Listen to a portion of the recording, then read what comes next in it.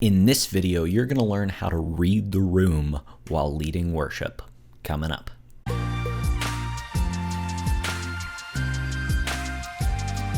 Hey there, my name's Spencer Cormany from leadingworshipwell.com, your daily dose of practical worship leading tips. If you want to find those tips, head over to Instagram or Facebook at Leading Worship Well, where I'm posting new worship leading tips every single day. But you're here on YouTube, so go ahead, hit the subscribe button down below so you don't miss out on future worship leading videos just like this one. And let's get into it, because today we're talking about how to read the room while leading worship. And reading the room is honestly probably in the top 3 essential worship leading skills that you need to have if you want to take your worship leading to the next level and actually lead worship well instead of just playing a bunch of songs. So first of all, let me define what reading the room is. And it's simply this. It's simply seeing where the people that you're leading are at and reacting accordingly.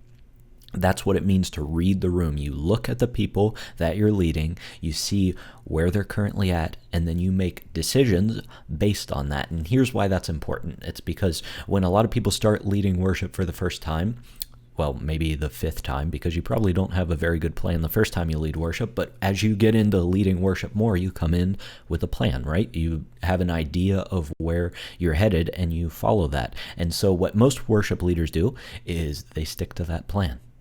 And they just do whatever they had planned from the very beginning. They say all of the speaking transitions that they had planned from the beginning, do all of the songs in the same exact way that they had planned from the very beginning.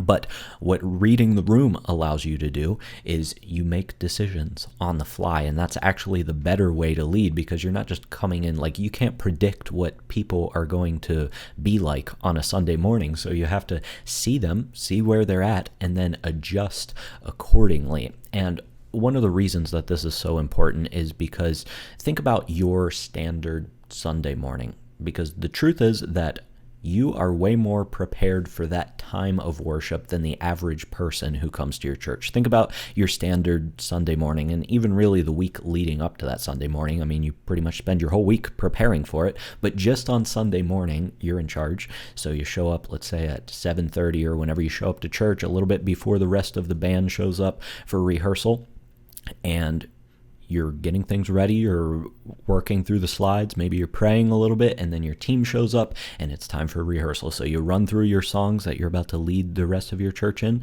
and you go through that, and then you pray with your team, and then maybe you hang out for a little bit with the rest of the people of your church until the service actually starts, and then 5 minutes before the service starts, you pray again, and then whenever you get on stage, you're like, hey everybody, let's worship.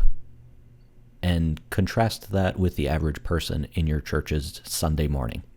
If your service starts at 10, maybe they wake up at 9:15 or 9:30 and they jump out of bed and they're like, oh my gosh, I'm going to be late for church, and they have to get the kids ready. So they get the kids ready, throw them in the car, and on the way to church, the kids are fighting, and then they show up to church a couple minutes late and there's no room in the back. They just wanted to slide in the back so nobody noticed them, but now they have to walk up front with their screaming kids, and they're not ready to worship. Like, they have a lot of other things that went on during the morning, and they're not they're not right along with you. So you have to lead them. That's why this is called worship leading. So don't just step on stage on Sunday morning and have your eyes fixed on the goal of where you're headed and then run and sprint as fast as you can at that without looking behind you and not knowing where the people that you're actually leading are at. That's what it means to be a worship leader. It's not just about ourselves up there on stage. We have to read the room,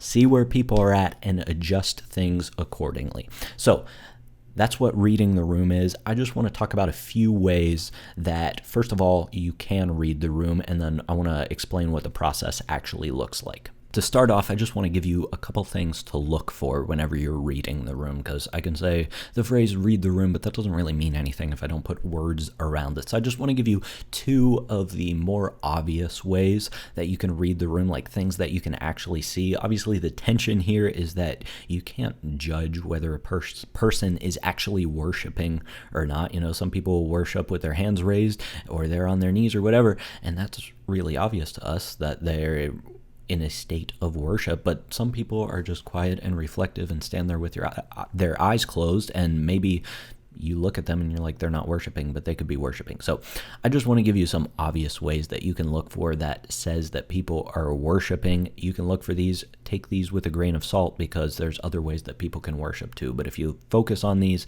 this is a good starting point at least. So the first way is this. It's simply what I talked about before. It's physical expression.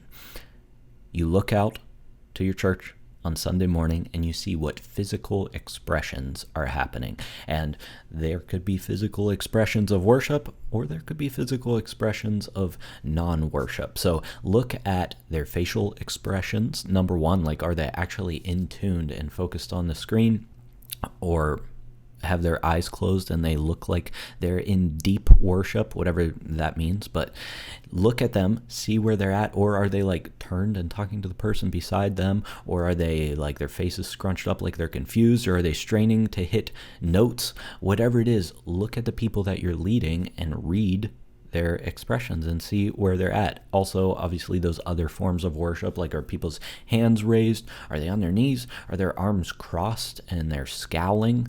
Are they, once again, looking confused? All of these things are signs that give you direction on how you can lead the people around you. So, for example, if they're confused and you see that on their face and they're like, then explain something a little bit deeper. Maybe your instructions for what you're doing in that specific moment aren't clear enough and you need to explain a little bit more.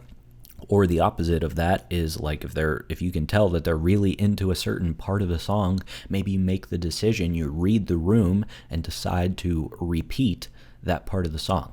So look at their physical expressions. And then the second one is just simply vocal volume. Like, how loud are the people that you're leading? And this is kind of sort of based on what your congregation usually is. Like, not every congregation screams at the top of their lungs. So you know your church, you know what an average singing volume for them is. So if you hear people singing really loudly, they're participating and they're into it, or at least they're trying to be into it. So they're ready to be led a little bit deeper. Also, that gives you a clue as to whether your key selection worked. Like, if you pick the right key for the song, which, if you want to find out how to pick the right key for a song, you can check that video out right here. I'll walk you through the process of that. So that tells you that. Also, the song choice, like, are people connecting with these songs? These are things that you can look for while you're leading worship. And maybe it's just a song that people don't need to sing in the certain season that they're in. And you can discern all of this while you're leading worship just by simply looking at people and reading the room. So those are the two things that you should be looking for: physical expressions and also vocal volume. Now, let me just quickly walk you through what the actual step-by-step process of reading the room might actually look like. And there's three general steps, and I'll try to break them down with some specific examples. So the first step is this, and this is something that I've kind of assumed so far, but not every worship leader does it. And the first thing that you need to do is actually have your eyes open while you're leading worship. I talked about how this is the number one most important thing you can do whenever you're leading worship. Check that video out about opening your eyes, because it gives you the ability to read the room. If you have your eyes closed the entire time you're leading worship, you're never going to see the people that you're leading, and you're never going to be able to read them. It's like you can't read a book with your eyes closed. You can't read the room without your eyes closed, or with your eyes closed as well. So you got to have your eyes open. So make the commitment to having your eyes open at least like 75% of the time. I think that's a good ratio. Most people, whenever they start leading worship or have been leading worship for a while, they have their eyes closed 75% of the time and only open 25% of the time. So I want to challenge you to flip that ratio and have your eyes open 75% of the time and only closed 25% of the time, because then you can actually see the people that you're leading. So this whole process of reading the room starts with keeping your eyes open. The second step in the process is, now that you have your eyes open, look at people and determine where they're at, using those things that we talked about before. And there's some other signs that you could look for too, but determine where people are at. Are they Like, are they confused?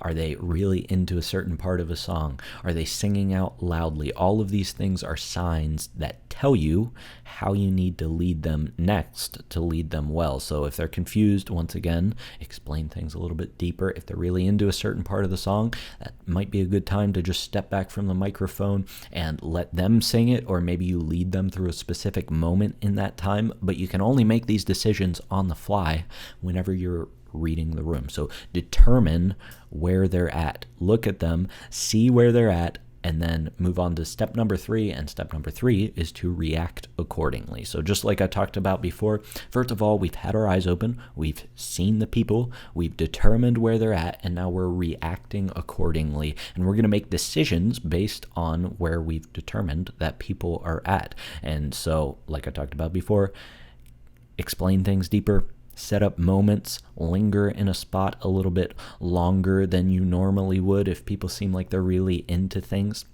So that's what the process of reading the room looks like. Thanks so much for joining me today. I want to challenge you to read the room this Sunday. Make that commitment to having your eyes open, and then seeing where the people are at, and then adjusting that prior plan that you had, because preparation is still important. We need to have a plan in place, but sometimes that plan changes. So open your eyes, determine where people are at, and then adjust your plan that you already had in advance accordingly.